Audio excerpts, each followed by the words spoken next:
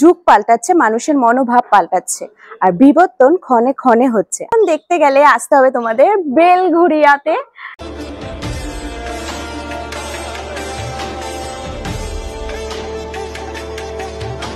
নমস্কার, আমি অতনু রায়।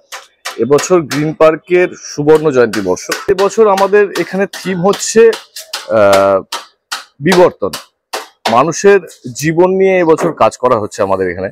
মানুষের সময় আর কি, আমরা যে প্রতিনিয়ত বদলাচ্ছি, পরিবর্তনশীল আমাদের জীবনটা, তো সেইটার উপরেই এবছর কাজ গ্রিন পার্ক সার্বজনীন দুর্গা উৎসবে। এমনি আমাদের ইকো ফ্রেন্ডলি জিনিস দিয়েই কাজ করা হচ্ছে। যেমন ধরুন কাপড়, বাঁশের চটা, এখানে দেখছেন সাইকেলের রিং, এই ধরনের সব জিনিসপত্র দিয়েই কাজ, ফুলের দড়ি, এইসব দিয়ে টোটালি কাজটা আমরা করেছি আর কি। কোনো রকম দাহ্য আর কি বলবো পরিবেশ দূষণের কোনো জিনিস দিয়ে আমরা প্যান্ডেলটা করিনি। যেহেতু আমরা বিবর্তন রাখছি, তো সেই জন্য আমরাও নিজেদের দিক থেকেও যাতে সমাজকে দূষিত না করা যায় বা সমাজের কোনো ক্ষতি না হয় পরিবেশে, তো সেই জায়গাটাকেও আমরা মাথায় রেখে কাজটা করছি। দাদা, কাজ কতদূর চলছে?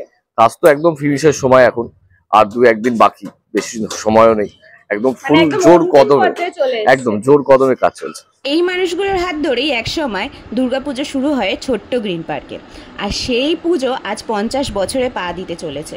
শিল্পী শিল্পসত্তা তো প্রকাশ পাচ্ছেই মণ্ডপে, কিন্তু তার সাথে যারা কাজ করছে দিন রাত জেগে, তাদের অক্লান্ত পরিশ্রম এই মণ্ডপের প্রত্যেকটা কাজে কাজে ফুটে আসছে। যারা ঝড় বৃষ্টি ঝড় কিছু মানছে না, সব কিছু অতিক্রম করে মণ্ডপটাকে তৈরি করছে মাকে ঘরে তোলার জন্য।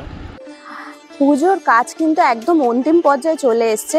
আশা করি তোমাদের ভিডিওটা প্রত্যেকেরই খুব ভালো লেগেছে। আর আমাদের যে শিল্পী অতনু রায়ের কথাবার্তা কিন্তু অসাধারণ, মানে যার তুলনাবিহীন। আর ভিডিওটা তোমাদের যদি কেমন লাগে জানিও অতি অবশ্যই। আর অবশ্যই তোমরা কিন্তু আমার পাড়ার ঠাকুর দেখতে এসো, আর দেখা হচ্ছে তোমাদের সাথে।